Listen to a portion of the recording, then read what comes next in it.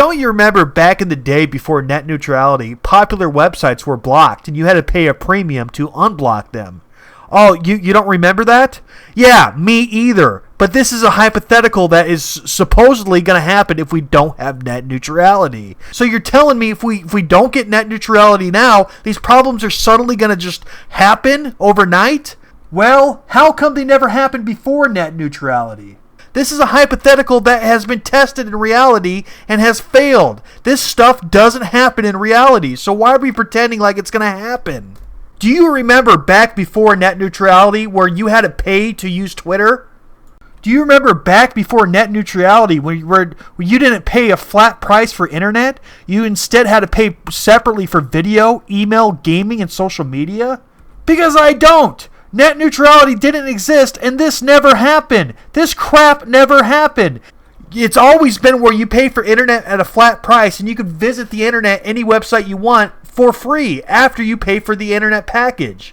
You don't have to pay for video separately. You don't have to pay for email separately. You don't have to pay for gaming separately. You don't have to pay for social media separately.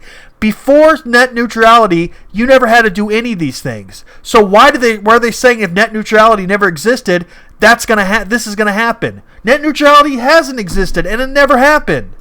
All net neutrality does is allow the government to put their greedy little hands all over the internet. That's what it allows them to do. I'm just saying, once they put their greedy little hands all over the internet, just say goodbye to free speech, because it's just a matter of time before they go after that. If you let the government regulate the internet, we are screwed as far as the internet goes. Call me crazy, but I think the people should regulate the markets, not the government. Governments work for the rich businesses and lobbyists, not the people. Take a good look at this image. This image shows that with net neutrality, there's equal lanes. Everybody goes at the same speed. But without net neutrality, there's always a slow lane where the speeds are decreased. Well, we've had internet forever without net neutrality, and this was never the case. And when it was the case, it was a rarity that was punished by the free market, and they lost tons of money. No government regulations needed. The customer just stopped spending money on that company, and they took a hit. And the businesses shortly after changed their practices. The truth is, if we have net neutrality, all lanes will be the slow lane because of over-regulation. These net neutrality regulations are like a black cloud over small businesses and even the large ISP businesses. It makes them lose billions of dollars, which makes it harder for them to buy new servers to increase the internet speed.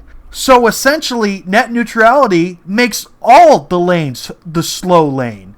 Look at this image. This image is more accurate. I know what you're thinking. Oh, these companies are going to throttle, Mr. Dapperton. Yeah, they haven't done it in the past, but they're going to do it. Trust me. Well, that's something that's already punished by the FTC. The FTC's already basically made that illegal. So even without net neutrality, they can't go and throttle competitors because the FTC will punish them. If they do it, they'll get sanctioned. You don't need net neutrality to stop throttling lanes by the ISPs because the FTC already does that job without net neutrality. So let's go over it again, just so it's crystal clear. The repeal of net neutrality rules does not give internet service providers free rein to selectively throttle bandwidth. If they do selectively throttle bandwidth, they legally need to tell their customers about it, which is market suicide, and they could be investigated by the FTC and could be punished for unfair business practices.